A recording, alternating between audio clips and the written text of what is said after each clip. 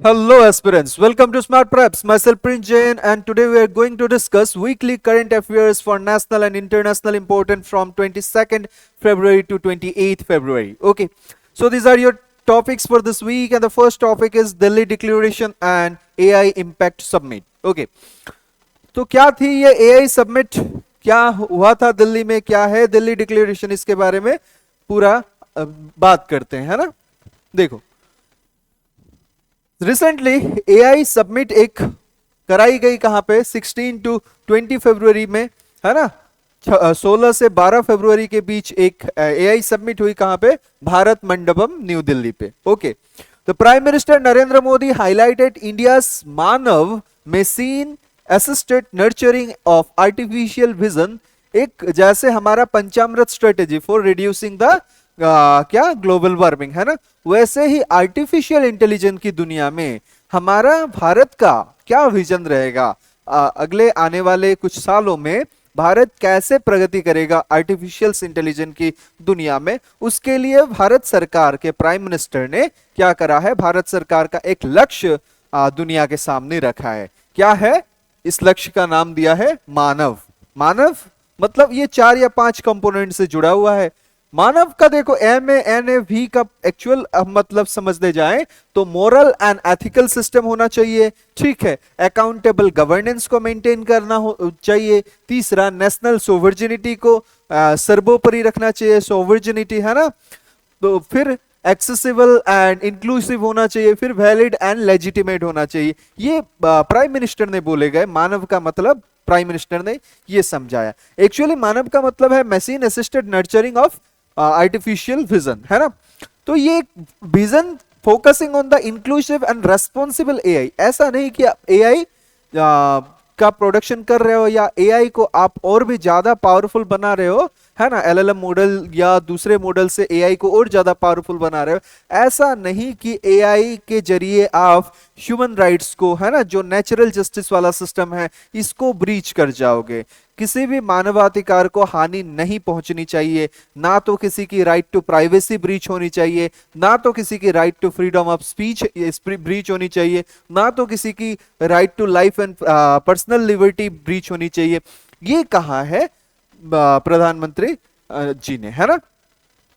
तो the new Delhi Declaration on AI was adopted by 89 countries including USA, China, France, Australia, UK and along with the international organization.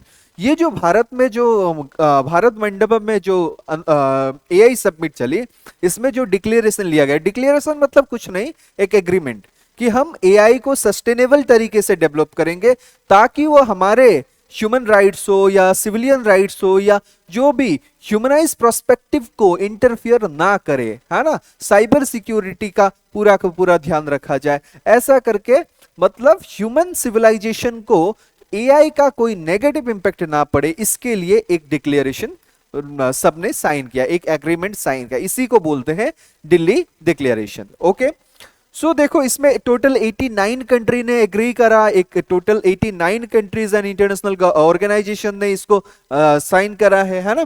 This submit positioned India as a global leader in the ethical and inclusive AI governance. Bharat की छवि पूरे विश्व में कैसी बन जा रही है कि एआई का यूज भी भारत एथिकल तरीके से करता है, नैतिक तरीके से करता है ना? तो भारत हमेशा अपने नैतिक मूल्यों पर आधारित रहता है.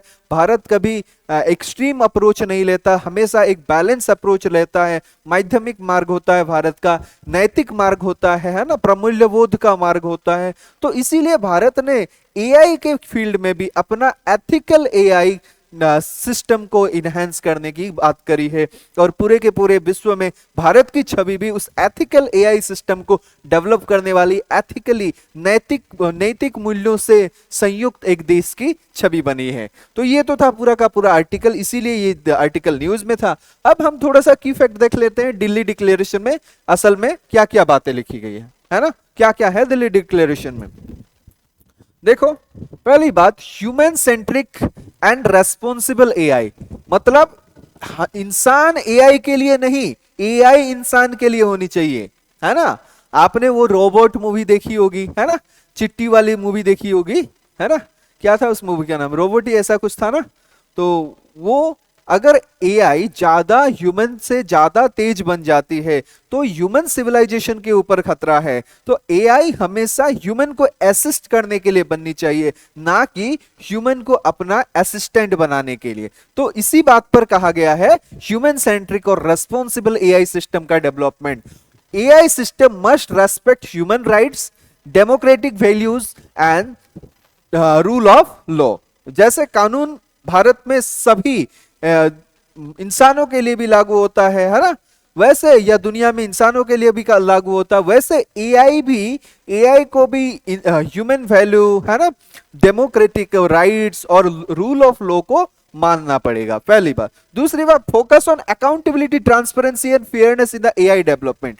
एआई कोई भी देश ऐसा तो नहीं कि मुझे रेस में आगे बढ़ना, इसके लिए एआई को इतना सेंटिएंट बना दे, इतना सेंटिएंट बना दे, वो बाद में जाके इंसानियत पर डोमिनेंस चलाना चालू कर दे।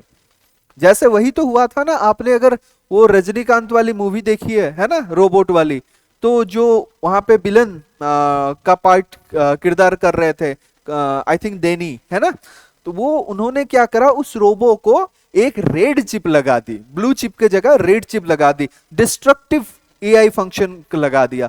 तब उस वो एआई इतना ज्यादा पावरफुल बन गया, उसने पूरी की पूरी सेना बटालियन को खत्म करने की पावर आ गई है ना। तो एआई में तो इमोशन होते नहीं है।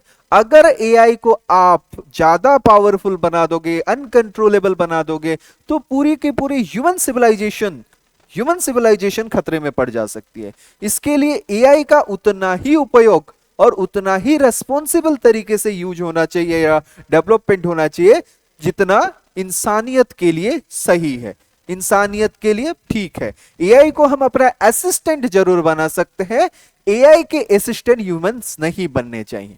बात आई समझ में? इसीलिए ह्यूमन सेंट्रिक और रेस्पॉन्सिबल एआई डेवलपमेंट की इस दिल्ली डिक्लेरेशन में बात करी गई है। ओके, यहां पे हर वो देश को मतलब अर्ज किया गया है कि आप लोग अगर एआई बनाते भी हो, एआई मेकिंग में आपके अकाउंटेबिलिटी, ट्रांसपेरेंसी और फेयरनेस होना चाहिए। ऐसा नहीं कि मुझे आगे बढ़ना है, मेरा डेवलपमेंट, मुझे इस टेक्नोलॉजी की दुनिया में आगे बढ़ना है, इसके लिए आप एआई ऐसे मतलब ताबड़तोड़ तरीके से बना दो कि भाई पूरे दुनिया में राज करने लगे एआई, है ना। पूरी दुनिया की ह्यूमन काइंड को आप एक मौत के मुंह में नहीं धकेल सकते। ओके, ये बात करी। दूसरा, AI for sustainable development goal. आपको पता है हमारे पास 17 सस्टेनेबल डेवलपमेंट गोल है, जो कि क्या करते हैं, ग्लोबल वार्मिंग को है ना कमाने की बात करते हैं। ग्लोबल वार्मिंग को कमाने के लिए ये हमने 17 सस्टेनेबल गोल का एजेंडा लिया था, है ना। तो अब देखो एआई का यूज यहां पे, AI should accelerate progress in poverty reduction, health care delivery, agriculture productivity, है ना, क्लाइमेट एक्शन। इन क्षेत्रों में एआई का यूज बढ़िया से करा जाता है। पॉवर्टी रिडक्शन में क्या है, पॉवर्टी के मेजर्स, क्या चीज के लिए देश में अभी तक पॉवर्टी फैली हुई है, वैसा कैलकुलेशन वगैरह जो कि ह्यूमनली थोड़ा सा ज्यादा कॉम्प्लेक्स है, वो एआई के जरिए करवा सकते हैं। हेल्थ केयर डिलीवरी, आप अभी तो देख ही रहे होंगे, आप ईसीजी मशीन से लेकर के, अरे बहुत ऐसे डेवलप्ड कंट्री में तो ऑलरेडी ऑपरेशन के लिए भी एआई का यूज करा जाता है, ताकि एआई से पूरा का पूरा मशीन को जितना आप गाइड करके रखोगे उतना पूरा सटीकता से हेल्थ केयर चेकअप हो सकता है, ट्रीटमेंट हो सकता है। एग्रीकल्चर प्रोडक्टिविटी, आप आज ट्रैक्टर चला रहे हो, आज तो ट्रैक्टर चला रहे हो, कुछ दिन पहले तक आप हल चला रहे थे, आज ट्रैक्टर चला रहे हो, कल को हो सकता है एआई इनबिल्ड ऐसी कुछ मशीनें आ जाए जो आपका पूरा का पूरा मतलब जो टिलिंग करना होता है ना, जो टिलिंग करना होता है, जो खेत में कुछ जो क्रॉप्स लगाने होते हैं, क्रॉप की फिर कटाई करनी होती है, सब कुछ एआई इनबिल्ड करे।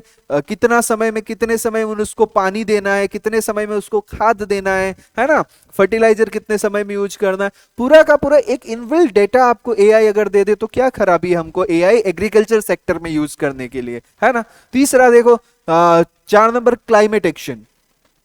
अब क्लाइमेट की हमको जनरली पहले से ही सूचना बहुत कम मिलती है कि 1 साल 2 साल पहले कि इस तारीख को हमको बारिश होने का चांसेस है, या हफ्ते 10 दिन पहले तक अगर हमको यहाँ पे बाढ़ आने की संभावना है, यहाँ पे तूफान आने की संभावना, यहाँ पे कुछ अर्थक्वेक आने की संभावना, ऐसे युवा एआई का यूज करके हम जो क्लाइमेटिक एक्शंस हैं, है ना, जिससे बहुत ज्यादा डिस्ट्रक्शंस होते हैं, जैसे फ्लड आ जाना हो गया, जैसे कुछ बहुत ज्यादा रेनफॉल, क्लाउड ब्रस्ट हो गया, ऐसे ऐसे कुछ अर्थक्वेक हो गए, कुछ कुछ तूफान हो गए, है ना, ऐसे ऐसे कुछ साइक्लोन्स वगैरह हो गए, इनकी अगर हमको प्री इंफॉर्मेशन मिल जाए तो हमारे लिए बहुत सस्टेनेबल हो सकता है। तो इन क्षेत्रों में हम एआई का यूज कर सकते हैं। Special emphasis on the developing and least developed countries to ensure the equitable benefit. और इस क्षेत्रों में भी डेवलपिंग और लीस्ट डेवलप, जो कि कम डेवलप है या डेवलपिंग स्टेज में है, उन कंट्रियों को भी इनका बेनिफिट मिलना चाहिए, है ना। देखो तीसरा क्या बात करा गया है, ब्रिज द डिजिटल डिवाइड, जो कि एक डिजिटल डिवाइड किसको बोलते हैं, मान लो भारत में 150 करोड़ की आबादी है, इसमें से आप 50 करोड़ ही आपको इंटरनेट का एक्सेस है, मोबाइल का एक्सेस है, बाकी 100 करोड़ को, मान लो हाइपोथेटिकल सिचुएशन है, मान लो 100 करोड़ आदमी को मोबाइल क्या है, इंटरनेट क्या है, फेसबुक, व्हाट्सएप, इंस्टा क्या है, कुछ नहीं पता। इसको बोलते हैं डिजिटल डिवाइड होना। मतलब एक तबका ऐसा है जिसको पूरा का पूरा डिजिटली लिटरेट है, डिजिटली अवेयर है, पर एक तबका ऐसा है समाज का जिसको डिजिटल में कुछ आता भी नहीं। आज के केस में ही देख लो, आप अपने मम्मी पापा, अगर आपका जन्म आज से करीब 25 से 30 साल के पहले था, है ना, तो आप 95 से 2000 के इन बिटवीन बॉर्न हो, मान लो उसके पहले के तो हो ही हो, ठीक है। अगर 95 से 2000 के बॉर्न हो, इनमें से मैं बता तो सकता हूं नियरली, क्योंकि मैं खुद भी उसी कैटेगरी का हूं, तो नियरली इस एज ग्रुप के जो मम्मी पापा होते हैं, इस एज ग्रुप के चाइल्ड के जो मम्मी पापा होते हैं, इनको थोड़ा सा अपने अभी एआई में नहीं पता होगा, मम्मी पापा को मोबाइल के नए नए फीचर्स को नहीं पता होगा, पर आपको सब पता है ना। और आपसे जो नए जनरेशन आ गई है, जो जनरेशन जेड है, जन जी है, इनको और ज्यादा पता है। जनरेशन जेड के बाद में और जो जनरेशन आएंगी, इनको और ज्यादा एडवांस लेवल में आइडिया होगा, होलोग्राफिक होलोग्राम का आइडिया होगा, एआई का ज्यादा आइडिया होगा, है ना। तो ऐसे करके क्या होता है, जो पुरानी पॉपुलेशन होती है उनमें डिजिटल लिटरेसी कम होती है, नई पॉपुलेशन में डिजिटल लिटरेसी ज्यादा होती है, इसके लिए डिजिटल डिवाइड क्रिएट हो जाता है। इसको AI must reduce inequality between the countries and communities, ऐसा कुछ है। अब अफ्रीकन कंट्रीज में मैं मान ले रहा हूं, अफ्रीकन कंट्रीज और यूरोपियन कंट्रीज के बीच में कंपेयर करते हैं। यूरोपियन कंट्रीज के जितने भी लोग हैं, they are more digitally aware, है ना, कंपेयर टू अफ्रीकन कंट्रीज, क्योंकि एक इसी को बोलते हैं, एक ज्यादा अवेयर है, एक कम अवेयर है, एक डिवाइड क्रिएट हो गया, इसको बोलते हैं डिजिटल डिवाइड, ठीक है। कम्युनिटीज में भी ऐसा होता है, कम्युनिटीज में जिसको एक्सेसिबिलिटी ज्यादा है एआई की, वो ज्यादा अवेयर होंगे, जिसको एक्सेसिबिलिटी नहीं है वो कम अवेयर होंगे, ठीक है। Promotion of inclusive technologies such as India की Bhashini language AI platform to enable access in regional language. मतलब ये एआई का जो प्रोग्राम है, हमको हमारा एक ऐप है ना भाषिनी, है ना, भाषिनी क्या करता है, जैसे एक बार यूज हुआ था, प्रधानमंत्री जी एक स्पीच दे रहे थे, उसको भारत की रीजनल जो लैंग्वेज है, 22 जो रीजनल लैंग्वेज है या कॉन्स्टिट्यूशनल लैंग्वेज है, उनमें क्या करा था, उसको ट्रांसलेट करके उसको प्रोडकास्ट करा गया था, है ना। इससे क्या हुआ कि आप जैसे मान लो आप असम से हो, आपको असमीज आती है, आपको तमिल या तेलुगु नहीं आती, अगर प्रधानमंत्री जी कहीं तमिल तेलुगु वाले देश में गए, है ना, वहां पे हिंदी में अपना भाषण कंटिन्यू कर रहे हैं, तो भाषिनी ऐप के माध्यम से उन लोगों को वो भाषण तमिल तेलुगु में सुनाई देगा, आपको असमीज में सुनाई देगा, जो वेस्ट बंगाल वगैरह रीजन से उनको बंगाली में सुनाई देगा, है ना, जो हिंदी बेल्ट है उनको हिंदी में सुनाई देगा, पंजाबी वाले बेल्ट के पंजाबी में सुनाई देगा, है ना। ये जो है, ये ऐप एक बनाया गया भारत ने ही, इस ऐप का नाम है भाषिनी ऐप, ठीक है। इसके बदौलत क्या होती है, डिफरेंट लैंग्वेज में ये एक चीज ट्रांसलेट हो जाती है ऑटोमेटिकली, ठीक है। ये भी एआई यूज करके ही बनाया गया। अब एआई के जितने भी हमको प्रोग्राम्स ब्रॉडकास्ट करने हो या प्रचार करने हो, हम एआई भाषिनी जैसे ऐप में कर सकते हैं, ताकि हर रीजन वाइज के पीपल को पता चले। आपको अगर एआई की भाषा अगर असमीज में ही आपको मिल जा रही है, तो आपको सीखने में ज्यादा मदद होगी, definitely, compare to English and compare to Hindi also, है ना। तो इससे क्या होगा, रीजनल आपका जो डिजिटल डिवाइड क्रिएट हुआ है वो डिजिटल डिवाइड रिड्यूस होगा, ठीक है। इसीलिए ब्रिज ये करता है जो डिजिटल डिवाइड फैला गया है। फिर risk based AI governance, recognition of major risk, deepfake and misinformation, cyber security threat, algorithmic bias, privacy concern, ठीक है, encouragement of risk based regulatory framework instead of blanket bans, ठीक है। ये जितने भी हमारे अभी डीप फेक्स हैं, मिस इन्फॉर्मेशन, डीप फेक क्या होता है, डीप फेक क्या होता है, अरे नेट चलाते चलाते आप एकदम पूरा का पूरा कुछ एक फेक न्यूज आपको छाप दिया, उसको डीप फेक बोल दोगे। मिस इन्फॉर्मेशन, आपको कुछ गलत सलत इंफॉर्मेशन फैलाई जाती है ना।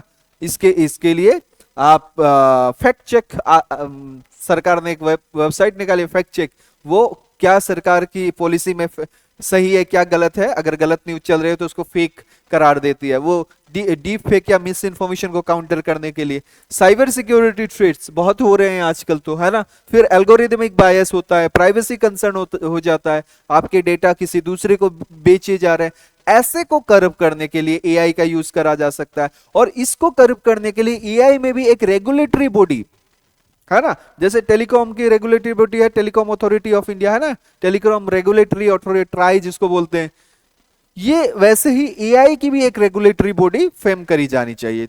और पांचवा क्या बोला गया है, ethical use in military and security. ये बहुत बड़ा बात हो जाता है मिलिट्री और सिक्योरिटी के पर्पस में एआई का यूज करना।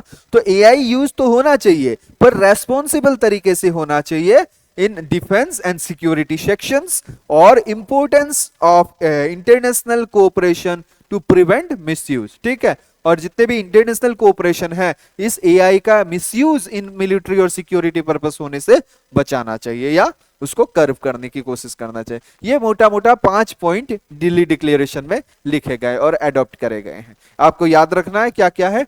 तो इसके बेसिस में आपको एक प्रीलिम्स प्रैक्टिस क्वेश्चन दिया गया है, तो इस टॉपिक को आप एक बार देखो, फिर इस क्वेश्चन को अटेम्प्ट करो और इसका आंसर आप कमेंट सेक्शन में जाके दे सकते हो, ठीक है।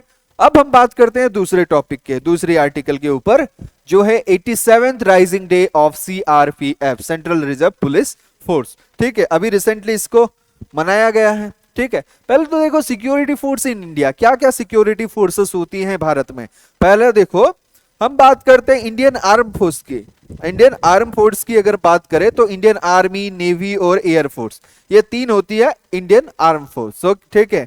उसके बाद अगर हमारे पास central arm police force CAPF की बात करें, उसमें सीएपीएफ में भी सीआरपीएफ, सीआईएसएफ, है ना, फिर एसएसबी सशस्त्र सीमा बल, फिर ठीक है ITBP Indo Tibetan border police, फिर BSF border security force, Assam rifle, ये कुछ हमारे सीएपीएफ हो जाते हैं, सेंट्रल आर्म पुलिस फोर्स हो जाते हैं। उसके बाद एक और तबका होता है जो स्टेट पुलिस होती है हमारे पास, स्टेट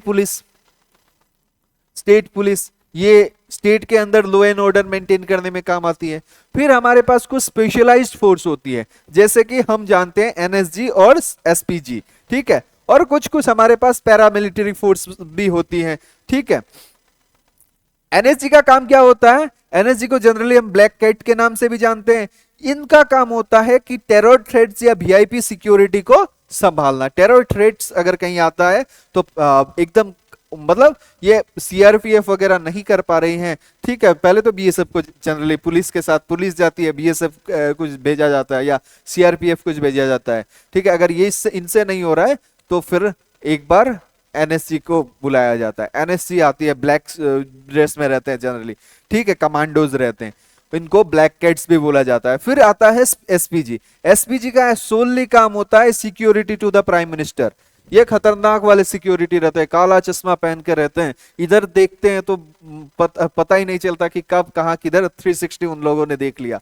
खतरनाक वाली सिक्योरिटी बना के रखते हैं एसपीजी। फिर आती है कुछ paramilitary force like territorial army, ये पार्ट ऑफ वॉलेंटरी फोर्स है। अभी जब ऑपरेशन सिंदूर हुआ था तब जहां पे वो मेन हिटेड एरिया है जनरली हरियाणा, पंजाब, है ना, इन एरिया में कुछ अपने, जैसे कि आपको वॉलेंटरी फोर्स में जाना है तो आप सेवा की फ्रंट लाइन में तो सेना मुकाबला करेगी, और आप सेकंड लाइन ऑफ डिफेंस के तरफ ये टेरिटोरियल फोर्स या ये जो टेरिटोरियल फोर्स है ये काम करती है। या सेना को गोला बारूद सप्लाई करने में या सेना को खाना पानी पहुंचाने में ये टेरिटोरियल फोर्स बोला जाता है। ये इसमें हर इंसान वॉलेंटियरली एक छोटी मोटी ट्रेनिंग करके जा सकता है। तो ये तो था पूरा का पूरा आपका सिक्योरिटी फोर्स इन इंडिया के बारे में।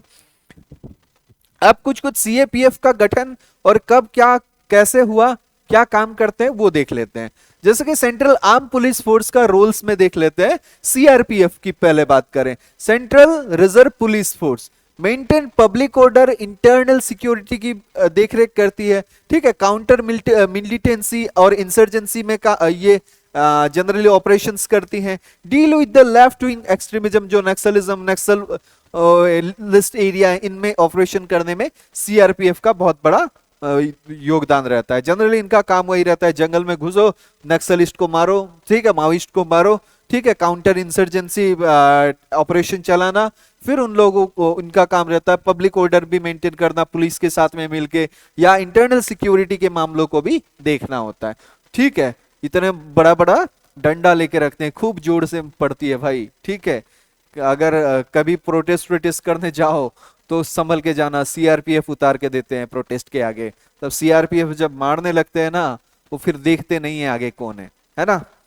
फिर बात आती है सीआईएसएफ की, सेंट्रल इंडस्ट्रियल सिक्योरिटी फोर्स। ये जनरली क्या करती है, एयरपोर्ट्स, पीएसयू, न्यूक्लियर प्लांट्स, इन जो बड़े बड़े इंफ्रास्ट्रक्चर है इनकी सिक्योरिटी में इनको लगाया जाता है। Can provided security for the private sector on the payment basis.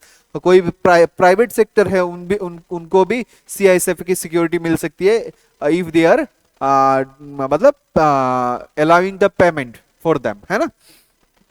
Next होता है बॉर्डर सिक्योरिटी फोर्स, बीएसएफ। इसके गठन कब गठन किया गया था बीएसएफ? 1965 में। ये क्या करता है बीएसएफ? गार्ड्स इंडिया पाकिस्तान और इंडिया बांग्लादेश वाला बॉर्डर, है ना। इंडिया पाकिस्तान, इंडिया बांग्लादेश वाला बॉर्डर देख लो कहां,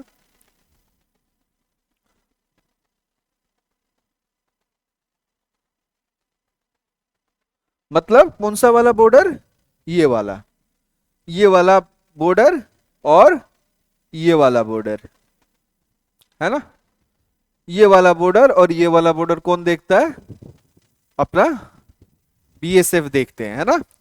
और सेंसिटिव इंडो पाक एरियाज गार्डेड बाय, जो भी ज्यादा सेंसिटिव इंडो पाक एरिया होते हैं उनमें इंडियन आर्मी रहती है भाई, ठीक है। फिर आता है अपने पास ITBP. ITBP Indo Tibetan border police, इनका गठन हुआ था 1962 में आफ्टर साइनो इंडिया वार, ठीक है। इनको हिमबीर्स भी बुलाए जाते हैं और इनका जनरली ड्यूटी रहती है इंडिया चाइना बॉर्डर में, मतलब इंडिया और चाइना बॉर्डर में, ये वाले एरिया में।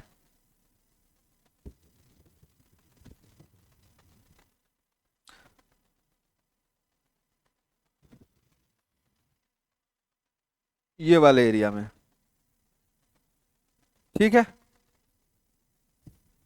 नेक्स्ट बात कर लेते हैं एसएसबी की, सशस्त्र सीमा बल। ये इंडिया नेपाल और इंडिया भूटान वाले बॉर्डर में रहती हैं। इंडिया नेपाल और इंडिया भूटान के बॉर्डर में सशस्त्र सीमा बल का पहरा रहता है।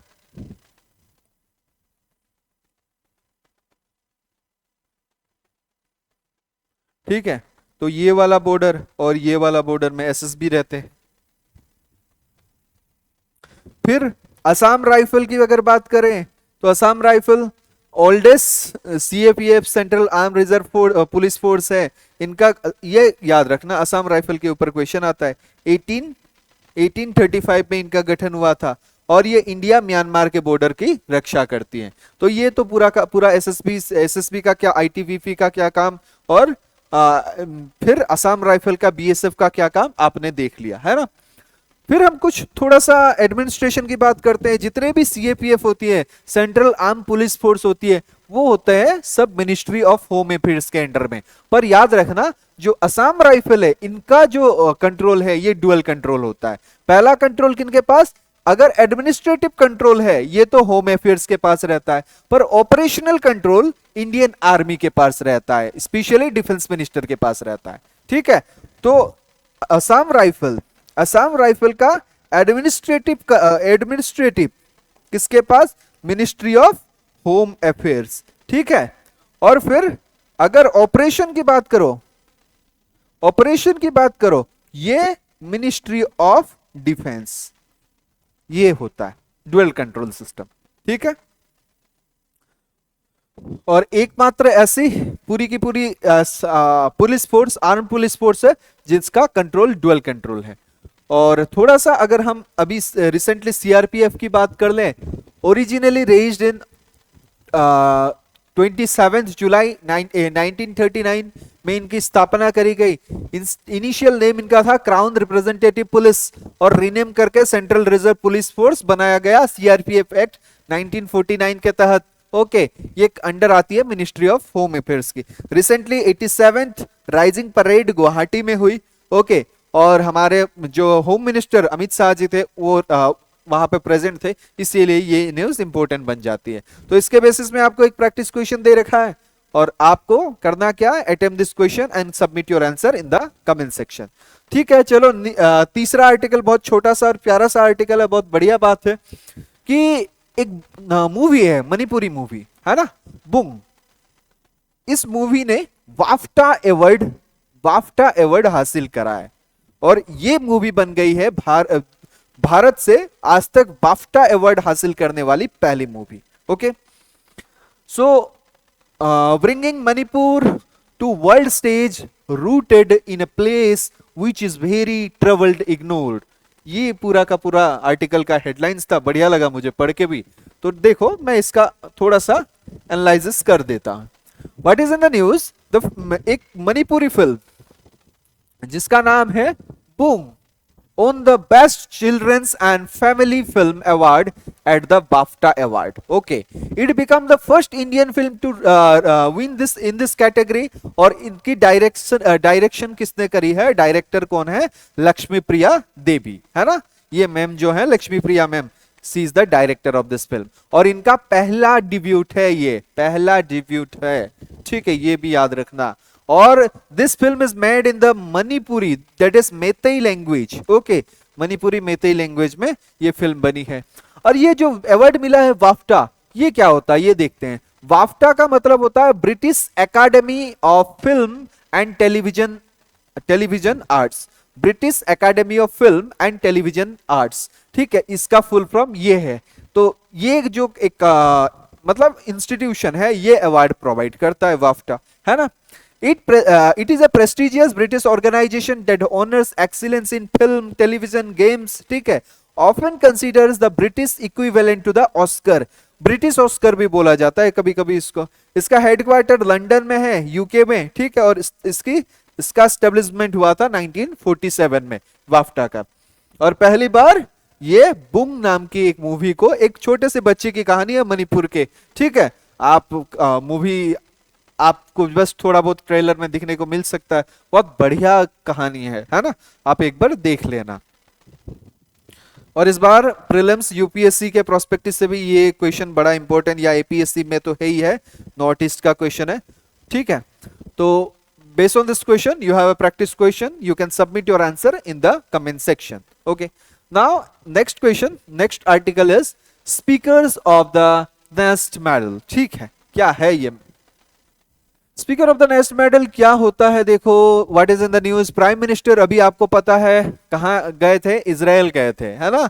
इजराइल की पार्लियामेंट को उन्होंने एड्रेस करा, और इजराइल की पार्लियामेंट को ही नेस्ट बोला जाता है। ठीक है, और उन्होंने बोला कि पीस मेंटेन करने में, support for piece in Gaza. ठीक है, इजराइल और गाजा का जो हॉस्टिलिटी तो होता ही रहता है, पर बोला कि इजराइल गाजा में पीस एस्टेब्लिश करने के हम कामना करते हैं और दुनिया पीसफुल रहे। During this visit he was conferred speaker of the nest medal. उनको एक सम्मान किया गया। उनको वैसे भी हर देश में जाते उस देश का सबसे ग्लोरियस सम्मान मेडल दे दिया ही जाता है। वैसे ही पार्लियामेंट में, इजराइल की पार्लियामेंट में हमारे प्राइम मिनिस्टर को स्पीकर ऑफ द नेस्ट का मेडल दिया गया। Israel has the unicameral parliamentary system, ये याद रखना, ठीक है।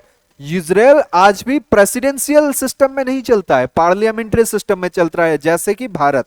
पार्लियामेंट सिस्टम मतलब वहां के प्रधानमंत्री ज्यादा पावरफुल होते हैं, है ना, वहां के प्रधानमंत्री डुअल हेड होते हैं, एक स्टेट हेड, एक नॉमिनल हेड, एक रियल हेड। नॉमिनल हेड मतलब राष्ट्रपति, रियल हेड मतलब प्रधानमंत्री। इसलिए जो कि बेंजामिन नेतन्याहू हैं इजराइल के प्रधानमंत्री हैं, ना कि राष्ट्रपति हैं, ठीक है। तो वहां यूनिकैमरल सिस्टम चलता है, जैसे हमारे भारत में बाइकैमरल सिस्टम चलता है। यहाँ पे 2 हाउस ऑफ पार्लियामेंट है, राज्यसभा और लोकसभा। वहां पे ऐसा नहीं, वहां पे बस एक ही हाउस है जिसको नेस्ट बोलते हैं, ठीक है। ये तो थी पूरे की पूरी न्यूज। इसके बेसिस में आपको एक प्रैक्टिस क्वेश्चन दे रखा है। You can attempt this question and submit your answer in the comment section, okay, ठीक है। तो ये पूरी की पूरा हफ्ते की सबसे ज्यादा इंपॉर्टेंट आपके एग्जाम प्रोस्पेक्टिव के लिए न्यूज कुछ थी, तो मैंने आपके साथ साझा करी, एनालाइज करा।